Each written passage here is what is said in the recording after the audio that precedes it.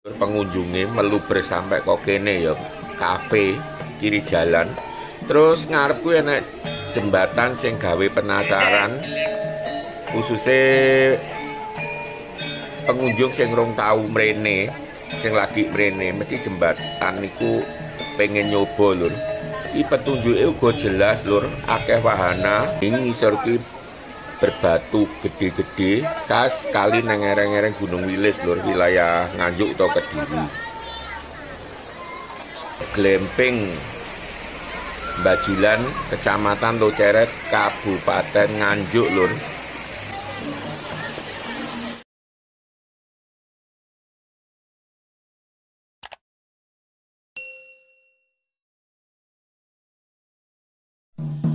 Assalamualaikum warahmatullahi wabarakatuh. Piye kabare dulur-dulur kabeh, muga-muga tansah sehat lan lancar rezekine.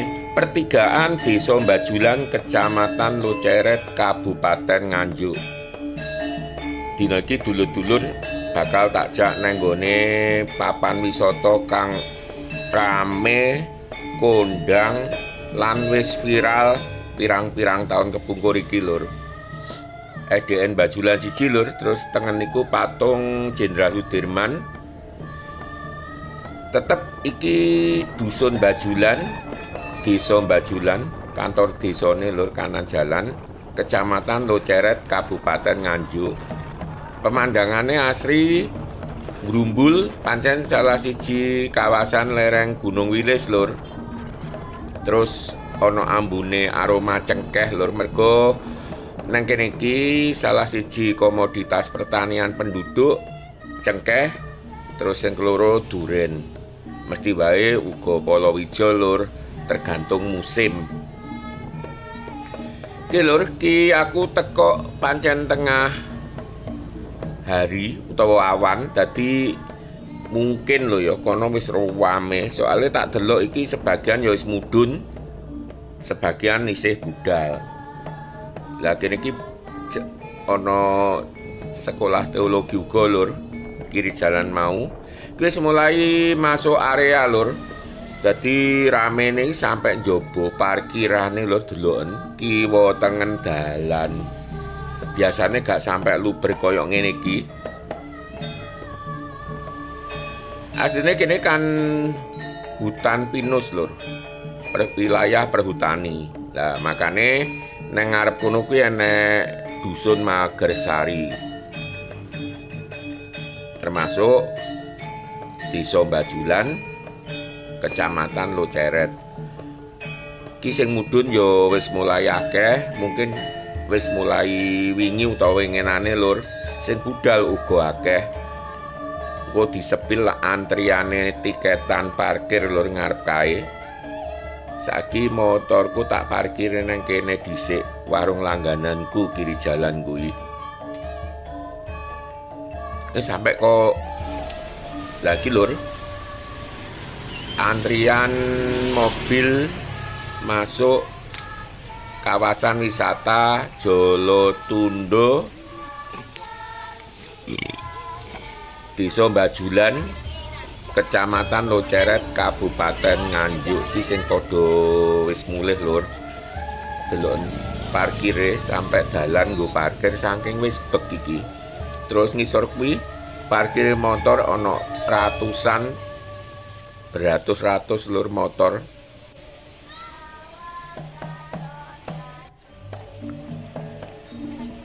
Lah jane parkirane ana dhewe lur, kiri jalan kae, cuman kan ya wis full, dadi akhirnya dalan kanggo parkir, terus parkir luar mau.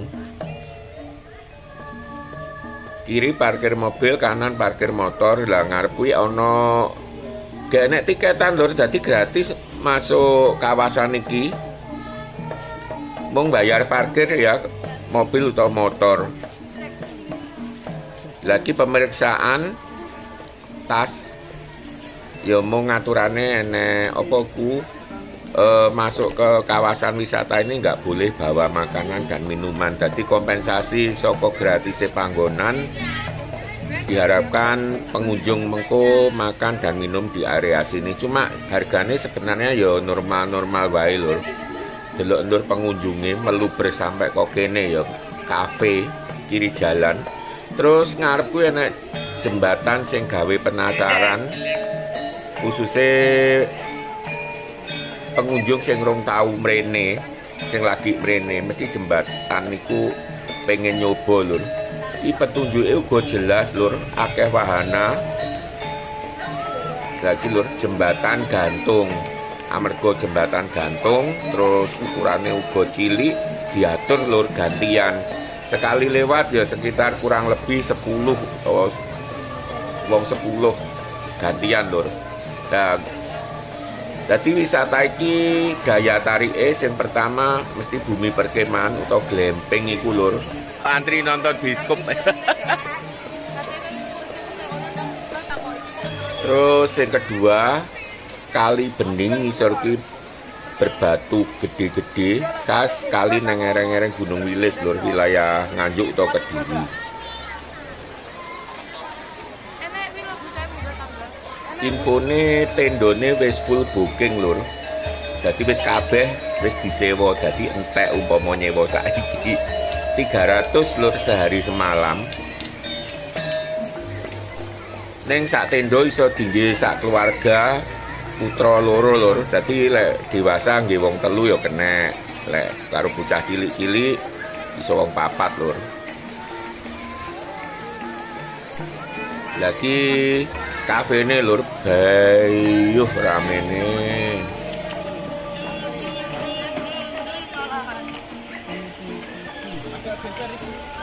Nunggu antrian jembatan lur iki aku.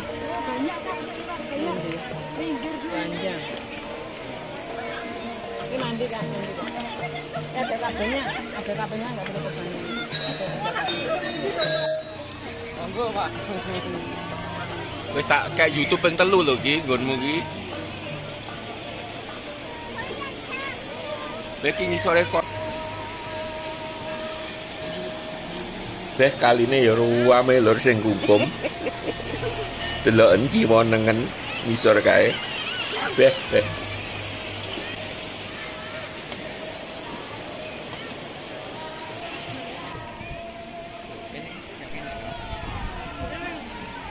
Tendone werna loro lur, enek sing biru, ana sing putih rada krem ngono lho.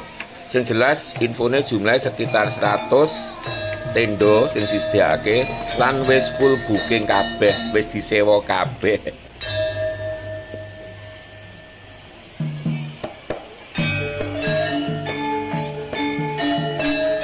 Coba lur dideleng sing ngantri apa bakal nyebrang lewat jembatan gantung. Lah saiki ayo nyedaki kali lur. Kaya apa situasine. Sing jelas banyune bening lur. Watune gede-gede kena nggih lungguh-lungguh. Yen gak seneng kungkum ya lungguh-lungguh tok karo ndelok bocah cilik-cilik adus. Lah iki asik kanggo liburan keluarga lur, pancen mantap. Jolotundo Glamping Bajulan, Kecamatan Loceret, Kabupaten Nganjuk lur. Tiketnya gratis, mung bayar parkir mobil atau motor lur. Terus alas pinus, jadi kondisi niki asri banget. Terus akeh wahana-wahana sing menarik. Sakliyane jembatan gantung ya sing iso nimbulne sensasi ndut-ndutan. Terus yo tenda iku dhewe salah sisi daya tarik utamane. Ning ana wahana anyar lho, iki dingge bilas barados saka kali mau. Ana wahana anyar ya iku ya mungkin rada lawas cuma aku wis suwi gak mrene. Anane kewan kijang lur neng kandang sisih rada adoh saka kene. Mengko sadurunge mulih disepil lur. Saiki tak mlaku-mlaku dhisik.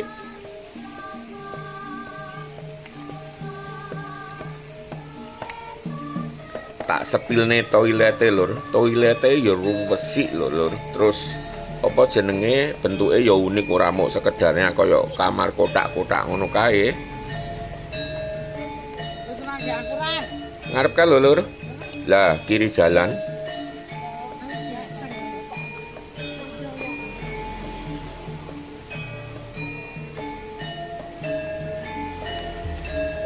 resik. Wis pokoke jos mantap.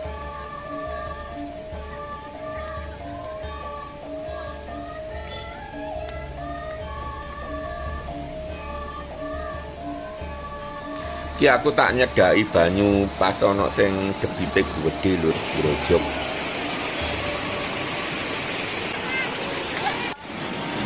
Iki lur, bening terus watu-watune gede-gede nggih lungguh-lungguh.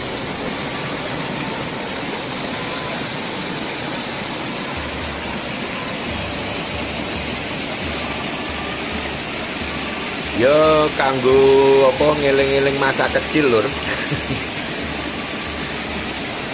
Sing seneng adus kali biyen jaman cilikan. Ayo lur saiki awak dhewe marani nyanggone kandang rusa utawa kandang kidang lur. Rada adoh saka kali mau lokasine.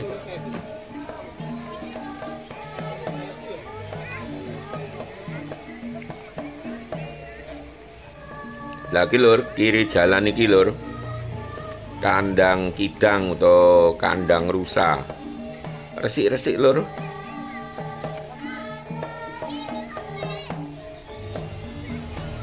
Nyenengke banget. Weh, bocah-bocah cilik bakal seneng lur yen dijak wisata ana papan iki. Oke lur, iki bakal tak akhiri saiki ngopi nang jaba lur. Lagi motorku mang tak parkir nang jopo kene iki langganan. Pak kopi, Pak. Oh, nggih. Bu, kopi ireng mboten gula.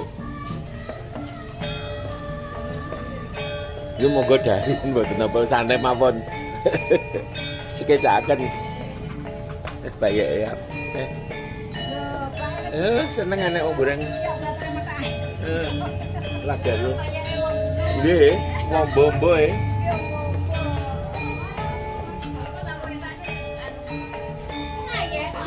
Pak, oh kerupuk anu. Kerupuk pecel. Sik sing penting ngopi sik, gak tisu.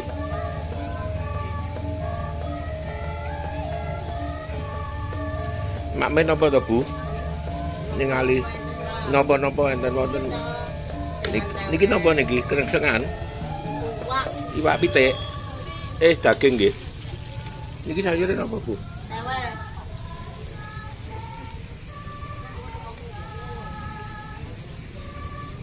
Anu, Bu.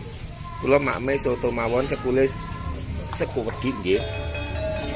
Sekule seprapate.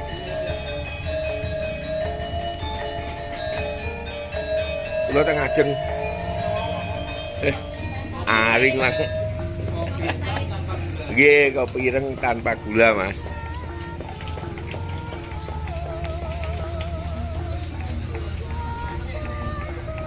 Ini gorengannya teng pundi, Pak? Ketok tak kakne lampune. Iki gedang goreng nggih. Tempe dele. Tempe embos. Kayak tahu. TOT.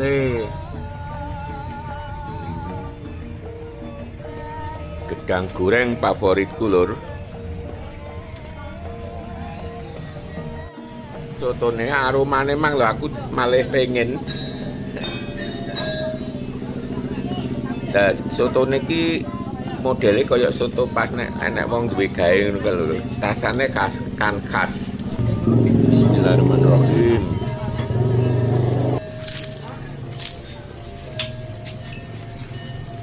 Ki mau aku segone njaluk seprapat lho lah kok akeh to ndane oleh porsine utuh kaya apa iki.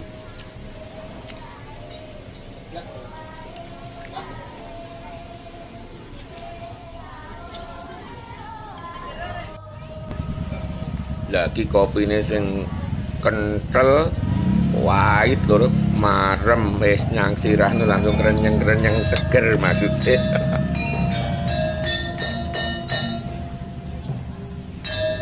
Iki gedang gorengku mau tak entekne sik lur. Iki bakal tak akhiri lur videone sawetara sakmene dhisik. Wassalam.